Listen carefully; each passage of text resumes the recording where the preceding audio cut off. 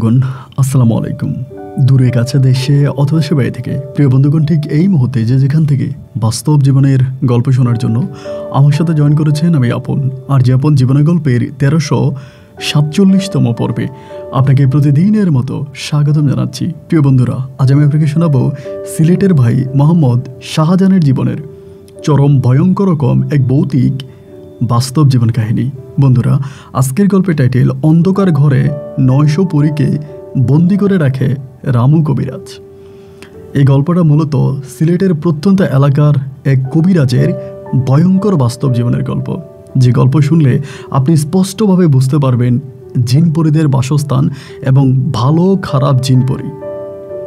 আশা করব শুরু থেকে শেষ পর্যন্ত সিলেটের ভাই শাহজাহানের জীবনের ভয়ঙ্কর রকম ভৌতিক বাস্তব গল্পটা আপনারা প্রত্যেকে আমার মুখে শুনবেন এবং গল্প শেষে শাহজাহান ভাইকে আপনার মতো করে একটা মন্তব্য কমেন্ট বক্সে লিখবেন। ধন্যবাদ সবাইকে। সুপ্রিয় বন্ধুগণ, আসসালামু আলাইকুম। আমার নাম মোহাম্মদ শাহজাহান আলম, আমার বাড়ি সিলেট। বন্ধুরা, আমি আমার জীবনের গল্পটা শুরু করার শুরুতে আপনাদেরকে আমার পরিবারের সম্বন্ধে জানিয়ে রাখি। আমার পরিবারে আমি আছি, আমার বাবা আছে, মা আছে, রয়েছে আমার ছোট একটা ভাই সহ ছোট একটা বোন। আমরা টোটাল 2 ভাই 1 বোন। আমাদের পরিবারটা সিলেট শহরের সিলেট বিভাগের অদূরে কোনো এক অজপাড়া গাঁয়ের এক নিম্ন মধ্যবিত্ত পরিবার। আমার বাবা পেশে একজন চাকরিজীবী। সিলেট শহরে আমার বাবা একটা বেসরকারি প্রতিষ্ঠানে চাকরি করে এবং চাকরি করে আমার বাবা যে টাকা বেতন পেত তা দিয়ে খুব কষ্ট করে আমাদের পরিবারটা চলতো। আমাদের পরিবারে বেশিরভাগ সময় প্রচণ্ড রকমের অভাব অনটনেই কাটতো, কারণ আব্বার দেওয়া বেতনের টাকায় আমাদের পরিবারটা খুব ভালোভাবে চলতো না। আমাদের ওই গ্রামে আমাদের বাড়িটার নাম হচ্ছে কবিরাজ বাড়ি। কবিরাজ বাড়ি বলার কারণ হচ্ছে আমাদের এই বাড়ির মধ্যেই একজন বড় মাপের কবিরাজ আছে, যার নাম হচ্ছে রামু কবিরাজ। দেখা যায় আমাদের পরিবারে যখন এরকম অভাব অনটন দেখা দেয়, আমার বাবা যখন সিলেট শহর থেকে আমাদের জন্য খুব বেশি টাকা পয়সা পাঠাতে পারে না, ওই মুহূর্তে আমার মা রামু কবিরাজের কাছে যেত এবং রামু কবিরাজ আমার মাকে নিজের মেয়ের মতো করে আদর করত। আমাদের পার্শ্ববর্তী ঘর হওয়ার কারণে দেখা গেল আমরা যেই কোনো রকম অভাব অনটনে পড়লে রামু কবিরাজের কাছে গেলেই তিনি আমার মাকে 2 হাত ভরে সাহায্য করতেন, যার জন্য রামু কবিরাজ আমাদের পরিবারের একজন ভালো সদস্য হয়ে যায়। আমাদের পরিবারে আমরা তাকে গার্ডিয়ান হিসাবে মানি। সুখে দুঃখে তিনি আমাদেরকে অনেক সাহায্য সহযোগিতা করে। এরকম করে আমার শৈশবের দিনগুলো কাটতে থাকে। ছোটোবেলায় আমি যথেষ্ট পরিমাণের মেধাবী ছিলাম। পড়াশোনার প্রতি আমার খুব বেশি আকর্ষণ ছিল। আমি আমাদের এলাকার একটা মাদ্রাসায় পড়াশোনা করতাম। এরকম করতে করতে আমি যখন মাদ্রাসায় ক্লাস 7-এ পড়ি, আমাদের গ্রামে একটা ভিন্ন রকম ঘটনাও আছে। আমি যখন ক্লাস 7-এ পড়ি তখন এই ঘটনাটা আমাকে খুব বেশি ভাবাচ্ছিল। তথা আমাদের গ্রামে আমাদের বাড়িতে যে কবিরাজ আছে রামু কবিরাজ আমাদের বাড়ির পাশে বিলের ধারে অনেক বড় একটা ঘর, যেটাকে ঘরও বলতে পারেন আবার মহলও বলতে পারেন, এইরকম একটা ঘরের মধ্যে রামু কবিরাজ মাঝে মাঝে গভীর রাতে ওই ঘরের ভিতরে ঢুকতো এবং ঘরের ভিতরে ঢুকে তিনি 2 ঘন্টা 3 ঘন্টার মতো গভীর রাতে বিলের ভিতরে এই ঘরের মধ্যে উনি কাটাতেন এবং সবাই বলতো এই ঘরের মধ্যে নাকি উনি শত শত জিন পরীকে বন্দি করে রেখেছেন, যার ভয়ে ওই বিলের পারে মানে ওই বনের ভিতরে কখনো কেউ ঢুকতো না। ওই বনের আশেপাশেও কেউ কখনো হাঁটতো না। দেখা যায় ভর দুপুরবেলা অথবা আপনার দিনের বেলায়ও ওই বনের ভিতরে কেউ ঢুকতো না।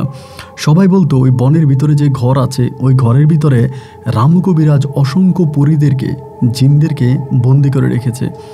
এরকম কথা অনেকের মুখে শুনতাম। খুদ আমি আমার মায়ের মুখেও এই কথা শুনতাম। আমার মাও বলতো যে রামু কবিরাজ অনেকগুলো পরীকে ওই ঘরের ভিতরে বন্দি করে রেখেছে। তা আমি তখন এগুলো শুনতে শুনতে বড় হই, মানে এই গল্প আর এই ঘটনা শুনতে শুনতে বড় হই। যখন ক্লাস 7-এ পড়ি তখন আমি মাদ্রাসায় পড়ি, তখন আমি অনেকটা বড় হয়ে যাই। সেই মুহূর্তে বনের ভিতরে ওই ঘরটা নিয়ে বা ওই মহলটা নিয়ে আমার ভিতরে প্রচণ্ড রকমের কল্পনা কাজ করতে শুরু করে। আমার ভিতর প্রশ্ন জাগে যে ঘরটা এটার মধ্যে আছে, ওই ঘরের মধ্যে যে রামু কবিরাজ অনেকগুলো জিনকে বন্দি করে রেখেছে, এটা আদৌ কি সত্য? যে ঘরের আশেপাশে দিনের বেলায় কোনো মানুষ যেত না, দিনের বেলায়ও ওই ঘরের আশেপাশে কোনো মানুষ হাঁটতো না, অথচ আমি সাহস করে একদিন রাতের বেলায় ওই বনের ভিতরে রামু কবিরাজের ওই বন্দিশালায় যাওয়ার পরিকল্পনা করি। সেদিন আমি খুবভাবে রওনা দিই যে এটার মধ্যে কি আছে, এই ঘরের ভিতরে কি আছে এটা আমি দেখব। এবং এটা চিন্তা ভাবনা করে রাত্র যখন গভীর হয়ে যায়, সবাই যখন ঘুমিয়ে যায়, আমি তখন রামু কবিরাজের বাড়ির পাশে যাই। পাশে যাওয়ার পরে জানালা দিয়ে দেখা যায় যে রামু কবিরাজ ঘরের ভিতর ঘুমিয়ে আছে। আমি তখন বুঝতে পারি যে বনের ভিতর রামু কবিরাজের যে মহলটা আছে ওই মহলটা সম্পূর্ণ ফাঁকা পড়ে আছে। আপাতত ওই বনের ভিতরে মহলের মধ্যে কেউ নাই, আমি ওটার মধ্যে যাবো। যেহেতু রামু কবিরাজ এখন ঘুমিয়ে আছে, এখনই হচ্ছে সবচেয়ে মুখ্য সময়, মানে এই সময়টাই সবচেয়ে ভালো সময়, আমি এখনই যাব। এরকম পরিকল্পনা করে আমি তখন আস্তে আস্তে করে আমার বাড়ি থেকে বের হলাম, আমার ঘর থেকে বের হলাম। বের হয়ে বনের ভিতরে ঢুকবো, বনের খুব কাছাকাছি গেলাম।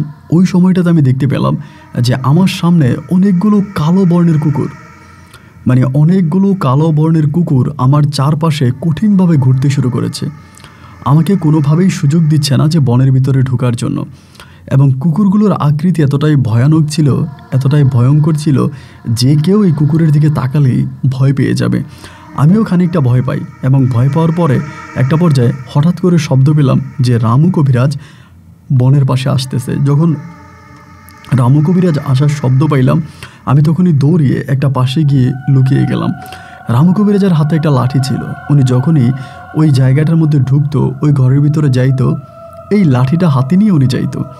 এবং এই লাঠি হাতে নিয়ে রামু কবিরাজ যখন আস্তে আস্তে করে বনের ভিতরে ঢুকতে শুরু করলো, আমি তখন বাইরে থেকে দৃশ্যটা দেখলাম। অবাক করা বিষয় হচ্ছে এইটা, আমি যখন এই বনের ভিতরে ঢোকার চেষ্টা করি তখন এই কালো কুকুরগুলা আমাকে বাধা দেয়, আমাকে ওই বনের ভিতরে ঢুকতে দেয় না। কিন্তু যখন রামু কবিরাজ ঢুকতে শুরু করলো তখন এই কুকুরগুলো নিভৃতে নীরবে বনের ভিতরে ঢুকে গেল এবং রামু কবিরাজ নিজের রাজপ্রাসাদের মতো হাঁটতে হাঁটতে রাজপুত্রের মতো তিনি বনের ভিতরে ঢুকে গেল। তা আমার ভিতর তখন মনে হলো যে কুকুরগুলো আমাকে বাধা দিল, এই কুকুরগুলো মূলত রামু কবিরাজের কোনো একটা জিন হবে, প্রত্যেকটা এক একটা জিন হবে এবং তারাই আমাকে বনের ভিতর ঢুকতে দেয় নাই। তা আমি তখন অনেকক্ষণ পর্যন্ত ওখানে দাঁড়িয়ে থাকি, এরপর আমি আবারও চলে আসি। তো রাতটা কোনো মতে কাটে। পরের দিন সকালবেলা আমি ওর মায়ের সাথে আলোচনা করি, মা, রামু কবিরাজ যে বনের ভিতরে যায় এবং বনের ভিতরে যেই প্রাসাদে বা যে মহলে রামু কবিরাজ যায়, কেন গভীর রাতে রামু কবিরাজ ওখানে যায়? ওখানে কি অন্য কোনো মানুষ যেতে পারে না? আমার মা আমাকে বলে, দেখ শাহজাহান, ভুলেও এরকম কথাবার্তা মাথায় আনবি না, ভুলেও এরকম চিন্তাভাবনা মাথায় আনবি না যে তুই জীবনে কখনো ওই রামু কবিরাজের বনের ভিতর বাড়ির মধ্যে যাবি। ওখানে কোনোদিনও যাইস না, ওখানে গেলে তুই মারা পড়বি। মায়ের কথাতে আমি খানিকটা ভয় পেলেও আমার ভিতরে আকাঙ্ক্ষা কিন্তু কোনোভাবেই কমে নাই। আমি তখনও প্রচণ্ড আকাঙ্ক্ষায় মাতল আছি যে না, কি হয় এটার ভিতরে তা আমি দেখতে যাব। আদৌ কি এই বনের ভিতরে কোনো জিন পরীকে বন্দি করে রেখেছে, এটা আমি দেখতে যাব। এভাবে আরও 2 দিন 3 দিন 4 দিন কেটে গেল। কেটে যাওয়ার পরে আমি আরও একদিন পরিকল্পনা করলাম যে না, আজ আমি যাবই যাব। এবার আমি আবারও ঠিক একইভাবে গভীর রাতে ঘর থেকে বেরোলাম এবং বের হওয়ার পরে আমি তখন এই বনের ভিতরে ঢোকার পরিকল্পনা করলাম। পরিকল্পনা অনুযায়ী আমি বনের কাছাকাছি গেলাম। সেই মুহূর্তে আগে যেরকমভাবে কুকুরগুলো আমাকে আঁকলে ধরে, আজও একইভাবে অনেকগুলো কুকুর আমার চারপাশে ঘোরাফেরা করতে শুরু করে। আমার আর তখন বুঝতে বাকি ছিল না যে এই কুকুরগুলো কোনো স্বাভাবিক কুকুর নয়, এটা এক একটা জিন। আমি তখন এদেরকে বলতে শুরু করি, সর সর, কিন্তু এগুলো সরে না। বারবার আমার পায়ের কাছে কামড়িয়ে দেওয়ার জন্য আসে এবং আমার চারপাশে ভয়ঙ্কর চোখ দিয়ে আমার দিকে তাকিয়ে থাকে। একটা পর্যায়ে আমি তখন দোয়া পড়তে শুরু করি। আমি যেহেতু মাদ্রাসায় ক্লাস 7 কি ক্লাস 8-এ পড়ি সময়টাতে, সুতরাং আমি অনেক দোয়া দরুদ পারতাম। মাদ্রাসায় পড়ার খাতিরে আমি অনেক দোয়া দরুদ পারতাম। তো ওই শরীর বন্ধের যে দোয়া আছে এবং জিন পরি দেখলে যে দোয়া পড়লে তারা পালিয়ে যায়, এই ধরনের দোয়াগুলো আমি তখন পড়তে শুরু করি। একে একে দোয়াগুলো পড়তে শুরু করি এবং দোয়াগুলো পড়ে আমি যখন কুকুরগুলোর দিকে ফু দিচ্ছিলাম, একটা পর্যায়ে আমি দেখলাম যে কুকুরগুলো দৌড়িয়ে বনের ভিতর পালিয়ে গেল। আমার সামনে দিয়ে দৌড়িয়ে সবগুলো বনের ভিতরে ঢুকে গেল। আমি তখন বুঝতে পারলাম যে আমার জন্য এখন রাস্তা পুরো পরিষ্কার, আমি এখন নিভৃতে নীরবে এই বনের ভিতরে যেতে পারি। এবার আমি আস্তে আস্তে করে রামু কবিরাজের সেই প্রাসাদের দিকে হাঁটতে শুরু করলাম। 1 পা 2 পা 3 পা করে যখন আমি ওনার ওই প্রাসাদের কাছাকাছি গেলাম, ওই মুহূর্তে আমার কাছে মনে হলো যে ভিতর থেকে আমি প্রচণ্ড রকমের কান্নার শব্দ শুনতে পাচ্ছি। অনেকগুলো মানুষকে, অনেকগুলো মেয়েকে বছরের পর বছর বন্দি করে রাখলে তাদের যে একটা আর্তনাদ, তাদের যে একটা কষ্ট, তাদের যে একটা হুঙ্কার, এরকম একটা শব্দ আমি ওই ঘরটার ভিতর থেকে পাচ্ছিলাম। এটা ঘর বললে ভুল হবে, এটা একটা মহলের মতো বিশাল বড় একটা এরিয়া। এবং ওই ঘরের ভিতর থেকে যখন একইভাবে অনেকগুলো নারীর কান্নার শব্দ আমার কানে আসলো, আমার ভিতর তখন ভয় ঢুকে গেল। আমি তখন আর বুঝতে বাকি ছিল না আসলেই রামু কবিরাজ সম্ভবত এই ঘরের মধ্যে অনেকগুলো জিন পরীকে বন্দি করে রেখেছে। তা না হলে এই ঘরের ভিতর থেকে এরকম কান্নার শব্দ আসবে কোত্থেকে? এই ঘরের ভিতরে এরকম কান্নার আর্তনাদ কিভাবে আসবে? আমি তখন শিওর হয়ে গেলাম যে না, সত্যি সত্যি মনে হয় রামু কবিরাজ এই ঘরের ভিতরে অনেকগুলো জিনপরীকে বন্দি করে রেখেছে এবং তাদেরই আর্তনাদ, তাদেরই কষ্ট, তাদেরই চিৎকার আমি শুনতে পাচ্ছি। অনেকক্ষণ পর্যন্ত আমি ওখানে দাঁড়িয়ে থাকি এবং একটা পর্যায়ে আমি হঠাৎ খেয়াল করি যে রামু কবিরাজ বনের ভিতরে আসতেছে। রামু কবিরাজকে দেখে আমি তখন আড়ালে পালিয়ে যাই। বনের ভিতর প্রচণ্ড গাছগাছালি ছিল। আমি একটা গাছের নিচে গিয়ে ওখানে নীরবে বসে যাই এবং বসে যাওয়ার পর আমি দেখলাম রামু কবিরাজ আসলো এবং এসে সে সোজা ভিতরে ঢুকে গেল। এবং সে ওই ঘরের ভিতরে ঢোকা মাত্রই আমি কিছুক্ষণ আগে যে মানুষের আর্তনাদ শুনতে পেলাম, কান্নার শব্দ শুনতে পেলাম, মুহূর্তের মাঝে আমি দেখলাম যে আর কোনো শব্দ আমি শুনতে পাচ্ছি না, আর কোনো কান্নার শব্দ আমার কানে আসে না। রামু কবিরাজ ঘরের ভিতরে ঢোকার পরে মনে হলো চারদিকটা একেবারে নীরব হয়ে গেল, একেবারে শান্ত হয়ে গেল। আমি আর কোনো কান্নার সাউন্ড পাচ্ছি না। অনেকক্ষণ পর্যন্ত ওখানে দাঁড়িয়ে থাকি। একটা পর্যায়ে আমার ভিতরে কিছুটা ভয় কাজ করতে শুরু করে। ভয়ের বশবর্তী হয়ে আমি তখন ওই বন থেকে ফিরে বাড়িতে চলে আসি। বাড়িতে আসার পরের দিনে আমার প্রচণ্ড রকমের জ্বর উঠে, এতভাবে জ্বর উঠে যে আমার মা আমাকে কবিরাজের কাছ থেকে পানি পরে এনে দিচ্ছে, ডাক্তারের কাছ থেকে ওষুধ এনে দিচ্ছে, কিন্তু কোনোভাবে আমার শরীর আর ভালো হয় না, কোনোভাবেই আমার শরীর আর ভালো হয় না। আমি প্রচণ্ড রকমের অসুস্থে ভুগতে থাকি। আমার আম্মা তখন আমাকে নিয়ে টেনশানে পড়ে যায়, মানে ভয়ে পড়ে যায় যে কি হলো, এরকমভাবে আমি কেন মানে এতটা অসুস্থ হয়ে গেলাম।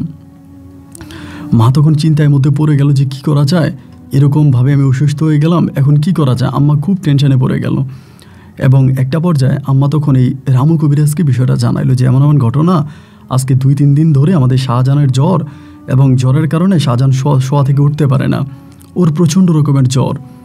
এটা বলার পরে ওই রামু কবিরাজ তখন আমার আম্মাকে নাকি বললো যে একটা কাজ করো, শাহজাহানকে আমার কাছে নিয়ে আসো। তো এইটা বলার পরে আমার আম্মা তখন আমাকে নিয়ে যেতে চায়। আমি তখন যেতে চাই না, যে আমি যাবো না, আমি ওনার কাছে যাবো না। যেহেতু আমি এরকম একটা ঘটনা ঘটিয়েছি, আমার মনে হলো যে ওনার কাছে গেলে সম্ভবত উনি আমাকে এগুলো জিজ্ঞেস করতে পারে, আমাকে এই বিষয়গুলো হয়তো জিজ্ঞেস করতে পারে, অথবা উনি তো অলৌকিক অনেক ক্ষমতাবান, তিনি হয়তো অনেক কিছু অদৃশ্য বলে দিতে পারবে। আমি যাব না। আম্মা আমাকে গালাগালি করে অনেক বকাঝকা দিয়ে তখন ওনার কাছে আমাকে মানে জোর করে নিয়ে গেল। আমি তখন রামু কবিরাজের সামনে গিয়ে বসলাম এবং বসার পরে আমার হাত পা তখন ধরপড় ধরপড় করে কাঁপতেছিল ভয়ে, যে উনি আবার আমাকে কি বলে ফেলে, কি করে বসে, আমি কোনো কিছুই বুঝতে পারতেছি না। ওখানে বসে আছি। অনেকক্ষণ ধরে বসে থাকার পরে তিনি একটা হাসি দিল। হাসি দিয়ে আমাকে বলল, শাহজাহান শরীর এখন ভালো? আমি বললাম জি দাদা ভালো আছে। আমি ওনাকে দাদা করে ডাকতাম। আমি বলছি জি দাদা ভালো আছে। পরে আমাকে বলে, অনেকক্ষণ ধরে আমার মুখের দিকে তাকায় থাকে এবং আমার মুখের দিকে তাকিয়ে থাকতে থাকতে হঠাৎ করে আমার চোখের দিকে তাকিয়ে উনি কেমন জানি মুখটা কালো করে ফেলে, একেবারে মুখটা কালো করে ফেলে, একদম মলিন করে ফেলে এবং কালো করে আমাকে খুব ধমক দিয়ে জিজ্ঞেস করে, ওখানে গিয়েছিলি কেন? এভাবেই বলে, ওখানে গিয়েছিলে কেন? তা আমি যদিও মানে ক্লাস 7 কি 8-এ পড়ি, বাট আমি দেখতে শুনতে অনেকটা বড়, মানে আমার শরীরের গঠন অনেক বেড়ে গেছে, মুখে কোচা কোচা দাড়ি উঠে গেছে, ওই কম বয়সে আমি অনেকটা বড় হয়ে গেছি দেখতে। আমাকে বলে, ওখানে গেলি কেন? আমি তখন কিছুই বলি না, নিচের দিকে তাকিয়ে আছি। আমাকে বলে, কি ব্যাপার শাহজাহান, আমার কথা শুনতে পাচ্ছিস না? ওখানে গেলি কেন? আমি তখন বললাম যে দাদা ভুল হয়ে গেছে। এই কথা বলুন আর পা ধরে কান্না করতে শুরু করি। এই দৃশ্যটা আমার মা দেখে অবাক হয়ে তাকিয়ে আছে, কি ব্যাপার, আমি কেন ওনার পা ধরে কান্না করতেছি? আমার আম্মা তখনও বুঝতে পারেনি যে ঘটনা কি আমার আম্মা তখনও বুঝতে পারেনি। এরপরে আমার রামু কবিরাজ আমার আম্মাকে ডাক দিয়ে বলল, তোর ছেলেকে ঘরে দিয়ে আয় এবং ঘরে দিয়ে তুই আমার কাছে আয়, তোর সাথে আমার কথা আছে। তো এরপরে আমার মা আমাকে ঘরের দিকে নিয়ে যাচ্ছে, যেতে যেতে জিজ্ঞেস করে যে কি হয়েছে শাহজাহান, তুই কোথায় গিয়েছিলি, কোন জায়গায় গিয়েছিলি, কেন তোকে দেখে রামু কবিরাজ বলল যে এরকমভাবে রেখে গেল, কোথায় গেছিলি? আম্মা আমাকে বারবার জিজ্ঞেস করে এবং আমি আম্মাকে কোনো প্রশ্নের কোনো উত্তর দেই না। আম্মা যে আমাকে কথাগুলো বলে এগুলোর কোনো উত্তর আমি করি না। অনেকক্ষণ পর্যন্ত অনেক জিজ্ঞাসাবাদ করে পরে আম্মু তখন একবার রেগে গিয়ে আমাকে ধমক দিয়ে যখন বলল, আমি তখন চিন্তা করলাম যে আম্মু আমাকে ঘরে রেখে রামু কবিরাজের কাছে গেলে পরে তো রামু কবিরাজ সবই আমার মায়ের কাছে বলে দিবে। আমি কোথায় গেছি না কি মানে কোন জায়গায় গেছি কি করছি এই সবই তো আমার আম্মার কাছে বলে দিবে। তাহলে আমি যদি আগে থেকে বলে দেই তাহলে তো কোনো সমস্যা নাই। আমি তখন আমার মায়ের বললাম যে মা, আমি একটা ভুল করে ফেলছি, আমি এখন কি করবো ঠিক বুঝতেছি না। আমার আম্মা বলে, ভুল কি করছিস? আমি তখন আমার মায়ের বললাম যে মা, এই ঘটনা। বলার পরে মা তখন খুবভাবে আমার উপর রেগে গেল। যতটা না রামু কবিরাজ আমাকে রাগ দেখালো, আমার মা আমাকে তার থেকেও বেশি রাগ দেখালো। তোর এত বড় সাহস তোর হলো কি করে? আমি তোকে বার নিষেধ করেছি, বারবার বলেছি তুই ভুলেও ওই বনের আশেপাশে যাবি না, ওই বাড়ির ভিতরে যাওয়া তো দূরের কথা, বাড়ির আঙিনায় যাওয়া তো দূরের কথা, এই বনের আশেপাশে যেতে আমি তোকে মানা করেছি। এরপরেও তুই আমার মানাকে অতিক্রম করে তুই কোন সাহসে এই রামু কবিরাজের প্রাসাদে গিয়েছিলি, বনের ভিতর কেন গেছিলি? আমি তখন বললাম যে মা, আমি ভুল করে ফেলছি। আমার আম্মা বলে, আমি তোর ওনার কাছে আবার নিয়ে যাব। আমি বললাম না মা, উনি তো বলেছে তুমি আমাকে এখানে রেখে ওনার কাছে যাইতে, তুমি আমার আবার নিয়ে গেলে উনি রাগ করবে। আমার আম্মা বলে, রাগ করুক আর যাই করুক, তুই যে অন্যায় করেছিস এটার একটা শাস্তি হওয়া দরকার, তা না হলে আমি জানি তুই মারা পড়বি, তুই বাঁচবি না। তুই যে অপরাধ করেছিস এই অপরাধের পরে আমি তোরে আর বাঁচাতে পারবো না, তুই মারা পড়বি। তুই আমার সাথে চল, আমি তোকে রামু কবিরাজের কাছে নিয়ে যাই, এবং নিয়ে গেলে পরে আমি দেখি উনি সরাসরি কী করে। পুনরায় আমার মা আমাকে আবারও রামু কবিরাজের কাছে নিয়ে গেল পরে কবিরাজ আমার মাকে বলতেছে, তোর ছেলেকে নিয়ে আসলি কেন? আমি তো তোকে একাই আসতে বলছিলাম। আমার মা তখন মুহূর্তের মধ্যে পায়ের জুতা খুলে আমার 2 গালে ঠাস করে মারতে শুরু করে। এইভাবে যখন মারতেছে রামু কবিরাজ এসে আমার মাকে জড়িয়ে ধরে বলে, ওরে মারিস না, ওরে মারতেছিস কেন? আমার মা বলে, আপনি তো জানেন আমি কেন ওকে মারতেছি, ও কত বড় অন্যায় করেছে, কত বড় অপরাধ করেছে, এটা তো আপনি আমার থেকে ভালো জানেন। রামু কবিরাজ তখন আমার আম্মাকে বলল যে ঠিক আছে, ওরে মারিস না, ওরে আমার পাশে এখানে বসা। আমি তখন বসে কান্না করতেছি। মানে আমার এটা যে এত বড় অপরাধ হয়ে গেছে আমি এটা বুঝতে পারিনি, মানে আমার অপরাধ যে এত বড় হয়েছে আমি এটা বুঝতে পারিনি। রামু কবিরাজ আমাকে বলে, তুই কি ঘরের ভিতর ঢুকেছিলি? আমি বললাম যে না। বলে, কত দূর পর্যন্ত গেছিলি? আমি বললাম, আমি যাওয়ার সময় এরকম কুকুর দেখছি, দোয়া পরে কুকুরগুলোকে ফু দেওয়াতে কুকুরগুলো চলে গেল। এরপরে ভিতরে ঢুকে আমি ওই বাড়ির পাশেই দাঁড়িয়েছিলাম এবং আমি ভিতরে এরকম কান্নার শব্দ পাইছি। এর কিছুক্ষণ পরে আপনি পিছন থেকে আসছেন, আমি লুকিয়ে গেছি, আপনি ঘরের ভিতরে ঢুকছেন। উনি আমাকে বলে, তোর ভয় লাগলো না? আমি বললাম যে না, আমার ভয় লাগেনি। বলে, সত্যি তোর ভয় লাগেনি? ওই পর্যন্ত গিয়েছিস, ওখানে দাঁড়িয়েছিলি, কান্নার শব্দ পাইছিস, যাওয়ার পথে কুকুর তোকে বাধা দিয়েছে, এত কিছু ঘটে গেল, এতে কি তোর মনে কোনো ভয় কাজ করেনি? আমি বললাম না দাদা, আমার মনে সত্যিই কোনো ভয় কাজ করেনি। উনি তখন একটা হাসি দিয়ে বলল, আমার কাছে ওয়াদা কর, আজকের পর থেকে আর কখনো কোনো দিন ওই বাড়ির আশেপাশে যাবি না, আজকের পর থেকে কোনো দিন আমার কাছে তুই এটা ওয়াদা কর। আমি তখন বললাম যে ঠিক আছে কাকা, আর ঠিক আছে দাদা, আমি আপনার কাছে ওয়াদা করলাম, আজকের পর থেকে আমি আর কোনোদিনও বনের ভিতরে আপনার ওই বন্দিশালায় আমি আর যাব না। এরপর উনি একটা হাসি দিয়ে বলে, তুই কি সারাদিনে পড়াশোনা করিস, মানে মাদ্রাসায় কি প্রতিদিনে যাস? আমি বললাম হ্যাঁ, আমি প্রতিদিনে মাদ্রাসায় যাই। উনি বলে, মাদ্রাসা থেকে ফিরে আসার পরে তুই আমার সাথে থাকবি, আমার পাশে বসবি। আমার মাকে বলতেছে যে তোর শাহজাহানের অনেক সাহস, এরকম একটা সাহসী ছেলে আমার প্রয়োজন, এরকম একটা সাহসী ছেলে আমার দরকার, আমি ওরা আমার সাথে রাখতে চাই, তুই কি দিবি? আমার মা তখন বলে, আল্লাহ, আপনি এটা কী বলেন বাবা?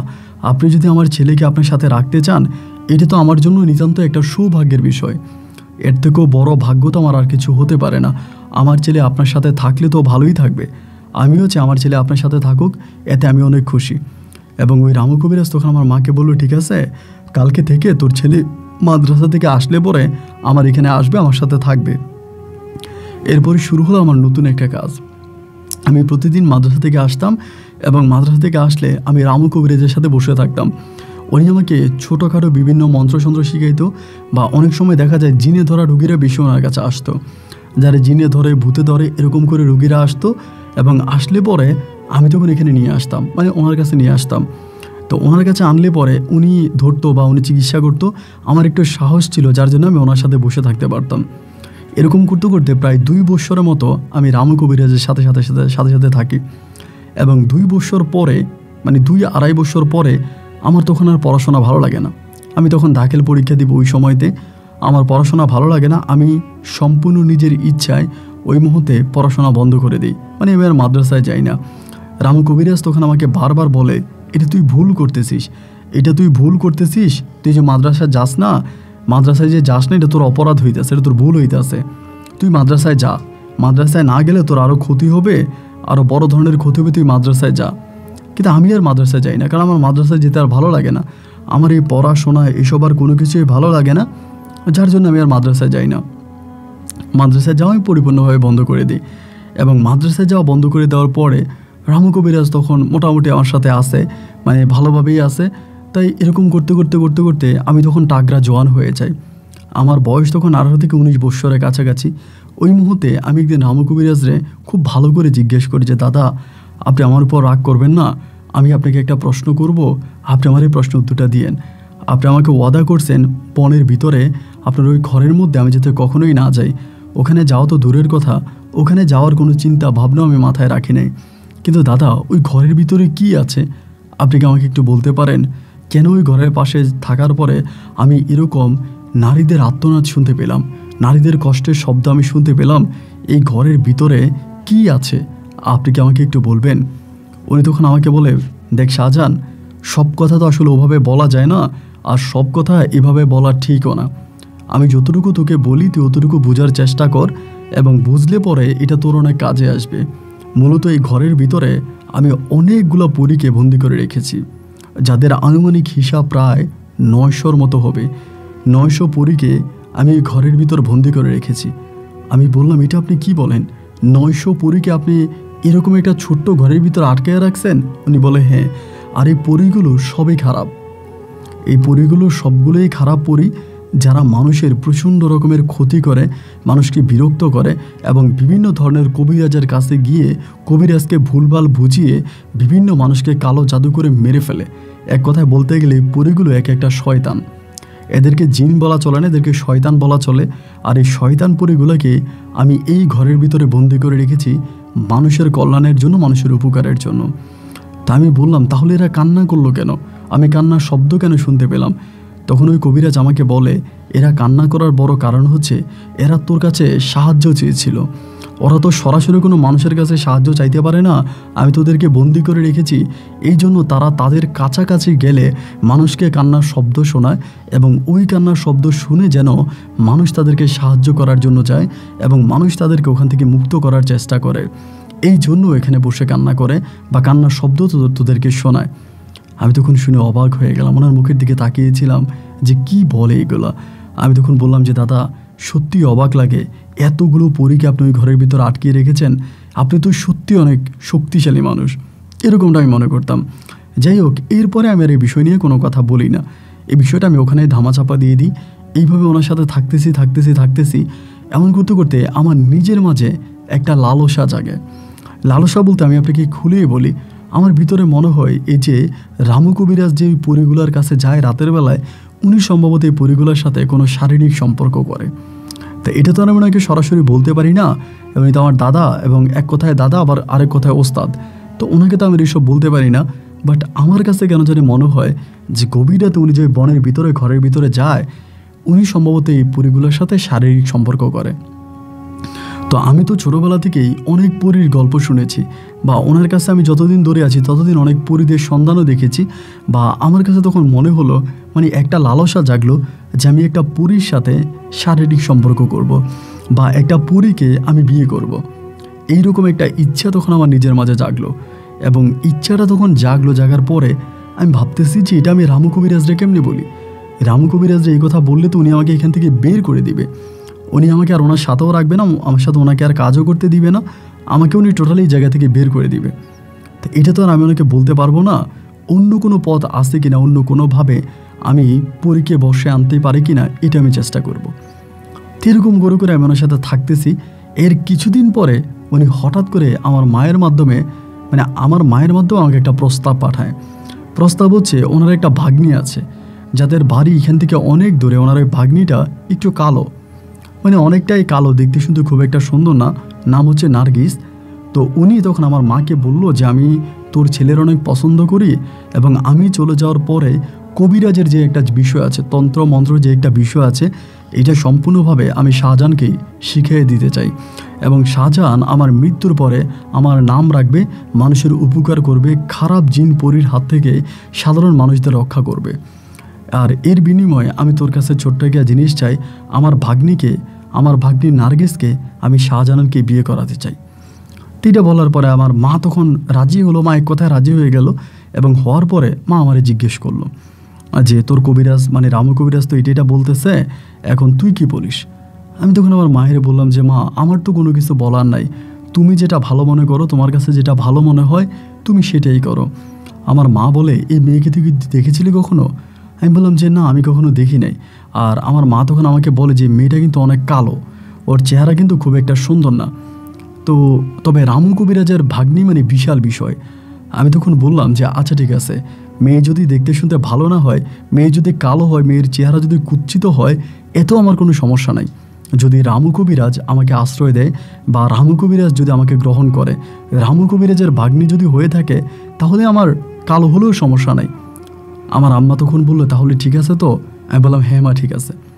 এরপরে আমার মা তখন করলো কি, রামু কবিরাজকে ফাইনালি কথা জানিয়ে দিল এবং রামু কবিরাজের ভাগ্নির সাথে তখন পারিবারিকভাবে আমার বিয়ে হলো এবং বিয়ে হবার পর আমি বাসর ঘরেই সর্বপ্রথম এই নার্গিসকে দেখলাম। বাসর ঘরেই সর্বপ্রথম আমার দেখা, এর আগে আমি আর দেখি নাই। বাসর ঘরে মেয়েকে দেখার পরে মানে আমি ভীষণ রকমের কষ্ট পেয়েছি। আমার মায়ের মুখে শুনেছিলাম যে মেয়েটা কালো, কিন্তু একটা মানুষের চেহারা যে এতটা বিশ্রী হতে পারে আমি এই মেয়েটাকে না দেখলে বুঝতাম না। মেয়েটা একে তো কালো, তার উপরে খাটো এবং দাঁতগুলো উঁচা, মানে আমার কাছে এক ফোঁটা ওকে ভালো লাগে না। এবং ওর হাঁপানি সমস্যা, মানে হাঁপানি রোগেও রোগী এরকম একটা মেয়ে। তা এইরকম একটা প্রতিবন্ধী টাইপের একটা কালো কুচ্ছিত খারাপ চেহারার মেয়েকে রামু কবিরাজ বুদ্ধি খাটিয়ে আমার কাছে বিয়ে দিয়ে দিল। তো ওনার ভাগ্নিকে আমার কাছে বিয়ে দেওয়ার পরে রামু কবিরাজের প্রতি আমার একটা ঘৃণা কাজ করতে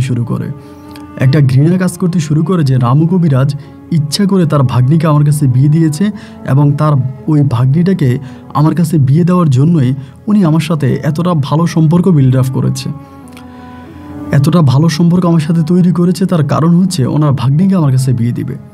তো খুব রাগ হলো তখন রামু কবিরাজের উপরে। রাগ হওয়ার পরে আমি ওনার কাছে খুব একটা যাই না মানে মনের ভিতরেও ভীষণ রকমের কষ্ট। এভাবে দিন রাতগুলো কাটতে কাটতে একটা পর্যায়ে নার্গিস তখন প্রেগনেন্ট হয়, মানে ওর পেটে বাচ্চা আসে। এবং ওর পেটে যখন বাচ্চা আসার পরে তাহলে আমি কী করব, বাচ্চার বাবা তো হবই, যেহেতু পেটে বাচ্চা চলে আসছে আমি তো আর কোনো কিছু করার নাই। তো আল্লাহর কি হুকুম, যেদিন ওর বাচ্চা প্রসব হবে ওই দিন ও ঘরেই থাকে এবং আমাদের বাড়ির একজন আয়া ওর দেখাশোনা করে। যে রাতে ব্যথা ওঠে সে রাতে ও এবং ওর বাচ্চা মানে পেটের বাচ্চা এবং ও দুজনেই মারা যায়। ওই রাতে বাচ্চা প্রসব করার সময় নার্গিসও মারা যায়, নার্গিসের পেটে থাকা সন্তানটাও তখন মারা যায়। তো এতে রামু কবিরাজ অনেকটা ভেঙে পড়ে এবং ভেঙে পড়ার পরে কি আর করা, তখন আমি আমার ওয়াইফ এবং বাচ্চাকে ওভাবেই তখন দাফন করে ফেলি। ওদের দাফনস্থ করে ফেলে ওরা দুজনেই মানে কবরস্থ দিয়ে যায়। এবং এরপর আমি একটু দুঃখে থাকতেছি, রামু কবিরাজকে বোঝাচ্ছি যে আমার মনের ভিতরে অনেক কষ্ট। নার্গিস মারা যাওয়ার প্রায় আপনার 5 থেকে 6 মাস পরেই তখন রামু কবিরাজ আমারে বলে, একটা কাজ কর শাহজাহান, তুই একটা বিয়ে করে ফেল, তোর বউ যেহেতু মরে গেছে এখন তো আর মানে কোনো কিছু করার নাই, আর তুই একটা বিয়ে শাদী করে ফেল, একটা বিয়ে কর, এভাবে কয়দিন থাকবি। আমি তখন বললাম যে না, করবো না দাদা, দেখি কি করা যায় করব, এরকম করে ওনাকে আমি তখন ভাড়াচ্ছিলাম, কিন্তু আমি শরীরটা বলি না। যে এরকম করে অনেকগুলো দিন পরে আমি একদিন হাসতে হাসতে দাদারে বলি, আচ্ছা দাদা আপনার একটা কথা জিজ্ঞেস করব, আপনি রাগ করবেন না, বকাও দিবেন না, আমার সত্যি উত্তর দিবেন। উনি আমার বলে যে সমস্যা নাই তো, সত্যি উত্তর দিব, তা কি সমস্যা বল। আমি বললাম যে আচ্ছা দাদা, মানুষকে কোনো পরী কি বিয়ে করতে পারে? মানুষের সাথে কি কোনো পরীর বিয়ে হয়? বা মানুষের সাথে কি কোনো পরীর প্রেম হয়? ওই তখন আমার দিকে তাকিয়ে একটা হাসি দিয়ে আমাকে বলল যে এই কথা বললি কেন? আমি বললাম না, আমার জানার ইচ্ছা হলো বলে আপনাকে জিজ্ঞেস করলাম, সত্যি কি মানুষের সাথে পরীদের কোনো প্রেম ভালোবাসা হয়? বা মানুষ কি কখনো পরীকে ভালোবাসতে পারে? মানুষের বউ কি পরী হয়? উনি আমাকে বলে হ্যাঁ হয়, তবে এটা হলে ওই মানুষটার জীবন অনেক ক্ষতি হয়। মানুষের জীবন অনেক ক্ষতি হয় যদি কোনো পরী বা জিনের মেয়েরা বা জিনের নারীরা যদি কখনো কোনো মানুষের প্রেমে পড়ে বা কোনো মানুষকে তারা ভালোবেসে ফেলে, তবে পরীর জন্য অতটা ক্ষতি না, তবে মানুষের জন্য মারাত্মক রকমের ক্ষতি। এরকম চিন্তা ভাবনা মাথায় আনাও ঠিক না। আমি তখন বললাম যে দাদা, আমি তো বহুদিন ধরে আপনার সাথে কাজ করি, বহুদিন ধরে আপনার সাথে আমার একটা ভালো লাগার সম্পর্ক আছে, তা যদি কিছু না মনে করেন, মানে আপনি কি আমাকে একটু বলতে পারেন যে আমি একটা পরীর সাথে সম্পর্ক করতে চাই, মানে সম্পর্ক করতে চাই বলে একটা পরীর সাথে দেখা করতে চাই, পরীর সাথে কথা বলতে চাই, এবং এরপর আমি বিয়ে করব। উনি তখন আমার চোখের দিকে তাকায় বলে, তোর চোখে মুখে আমি যেটা দেখতে পাচ্ছি এইটা আসলে ভালো কোনো লক্ষণ না, এইটা ভালো কোনো লক্ষণ, এটা শুভ কোনো লক্ষণ না, এটা সম্পূর্ণ অশুভ একটা লক্ষণ, মানে খারাপ একটা লক্ষণ। তো এইটা ভালো না, এবং এই চিন্তা ভাবনা মাথা থেকে ছড়িয়ে ফেল। মানুষ কখনো পরীকে বিয়ে করতে পারে না, আর মানুষের সাথে পরীর কখনো প্রেম ভালোবাসা হয় না। এটা দুই জগতের মানুষ, এটা হয় না, মানে এটা দুই জগতের জিনিস। তুই এরকম চিন্তা ভাবনা মাথায় আনবি না। তাই আমি বললাম যে না, আমার একটা ইচ্ছা জাগতেছে, এই জন্য আপনাকে বললাম। এমন করেই দেখলাম যে না, যতভাবে ওনাকে চেষ্টা করি, যতভাবে ওনাকে বলি, কিন্তু কোনোভাবেই কোনো কাজ হয় না। উনি আমাকে ওনার সাথে রাখে ঠিক আছে, কিন্তু আমাকে কোনো পরীর সাথে কথা বলাই দেয় না, কোনো পরীর সাথে কমিউনিকেশন করাই দেয় না, এবং এরকম কোনো কিছু যদি আমি করতে যাই উনি আমার বাধা হয়ে দাঁড়ায়, মানে উনি আমাকে বাধা দেয়। এমন করতে করতে একটা পর্যায়ে আমি ওনার কাছ থেকে কঠিনভাবে জিন পরীকে আয়ত্তে আনার যে দোয়াগুলা, যে নিয়ম নীতিগুলা, আমি এগুলো মানে শিখতে শুরু করি। ওনার সাথে সাথে থাকার পর আমি মোটামুটি পরীদেরকে আয়ত্তে আনা বা জিনদেরকে কথা বলা, জিনের অস্তিত্ব বুঝতে পারা, এই বিষয়গুলো তখন আমার ফুল ক্লিয়ার হয়ে যায়। এবং ক্লিয়ার হয়ে গেলে পরে আমি তখন ওনার কাছ থেকে সরে যাই, যে না আমি আর ওনার সাথে থাকবো না। ওনার ওখান থেকে আমি তখন সরে চলে আসি, এবং সরে চলে আসার পরে ওনাখান থেকে সরে চলে আসি। আসার পর আমি তখন একা একা বাড়ির ভিতরে থাকি, ঘরে থাকি। তো উনি আমারে বারবার বলে যে শাহজাহান, তুই আমার কাছ থেকে কেন চলে গেলি, তুই চলে আয়, আমার সাথে চলে আয়, তুই আমার সাথে থাকবে, আমাকে এগুলো বারবার বলে। কিন্তু আমি আর ওনার সাথে যাই না, কারণ আমার টার্গেট হচ্ছে আমি যে পরীকে বসে আনার যে দোয়াটা বা যে জিনিসগুলো, এগুলো আমি সব শিখে গেছি। সুতরাং আমি নিজে একটা পরীকে বিয়ে করব, এবং ওই পরীর সাথে আমি সংসার করব। আমার বউ হবে আসমানের পরী, এবং ওই পরীকে বিয়ে করে আমি সুখে সংসার করব, সারা জীবন ভালো থাকবো। সুতরাং আমি আর রামু কবিরাজের কাছে যাব না, এবং রামু কবিরাজের কোনো কাজ আমি করব না, রামু কবিরাজের কথাই আমি আর শুনবো না। ডিরেক্টলি তখন এরকম একটা চিন্তা ভাবনা আমার মাথায় চলে আসে, যার কারণে আমি রামু কবিরাজকে ছেড়ে আমি আমার বাড়িতে চলে আসি, এবং বাড়িতে এসে আমি তখন প্র্যাকটিস করতে শুরু করি। পরীকে বসে যেভাবে আনতে হয়, পরীর সাথে যেভাবে কমিউনিকেশন করতে হয়, আমি তো দোয়া দরুদ সব শিখে গেছি বা সব কিছু পারি। আমি তখন আমার মতো করে, অল্প বিদ্যা ভয়ঙ্করী একটা বিষয় আছে, আমি তখন চেষ্টা করতে শুরু করি। এবং এরকম করে 1 দিন 2 দিন 3 দিন 4 দিন চেষ্টা করতে করতে একটা পর্যায়ে আমি একটা পরীর সাথে কথা বলতে পারি, একটা পরীকে মোটামুটি আয়ত্তে আনতে পারি। একটা পরীর সাথে আমার তখন কথা হয়, আমি পরীটাকে দেখি না, শুধু তার সাথে কথা বলতে পারি। তো এমন করে কথা বলতে বলতে আমার পরীটাকে আমি সম্পূর্ণভাবে আমার মতো করে একটা ভালো ফ্রেন্ড তৈরি করে ফেলি। ওখানে বসে আমি মন্ত্র দিই, এবং মন্ত্র দেওয়ার পরে পরীটাকে আমি আয়ত্তে আনি, এবং আনার পরে এটার সাথে আমি কথা বলি। আমি আমার মতো করে কথা বলি, এটার মতো করে কথা বলে। এরকম করতে করতে পরীটার সাথে প্রায় 2 থেকে 3 মাসের ভিতরে আমার একটা ভালো সম্পর্ক হয়ে যায়। খুবই মধুর, খুবই ভালো একটা সম্পর্ক হয়। পরীটা আমার সাথে কথা বলে, আমিও পরীটার সাথে কথা বলি, এবং এইরকম করতে করতে একটা পর্যায়ে আমি তখন এই পরীটাকে বিয়ের প্রস্তাব দিই। যে আমার জীবন অনেক স্বপ্ন একটা পরীকে বিয়ে করা, তো আমি আপনাকে বিয়ে করতে চাই। ওনাকে যখন আমি বিয়ের প্রস্তাব দিই, প্রস্তাব দেওয়ার পরে ওনাকে আমি একটুখানি দেখি, তাও ঘুমের মধ্যে একটুখানি দেখি, এবং ঘুমের মধ্যে আমাকে যতটুকু দেখি, এক কথায় বলতে গেলে আমি পাগল হয়ে যাই। এত সুন্দর নারী আমি আমার জীবনেও দেখি নাই। এইরকম একটা নারীর সাথে যদি একটা রাত কাটানো যায়, তাহলেই মনে হয় যে আমার জীবনে স্বর্গীয় সুখ পাওয়া হয়ে যাবে।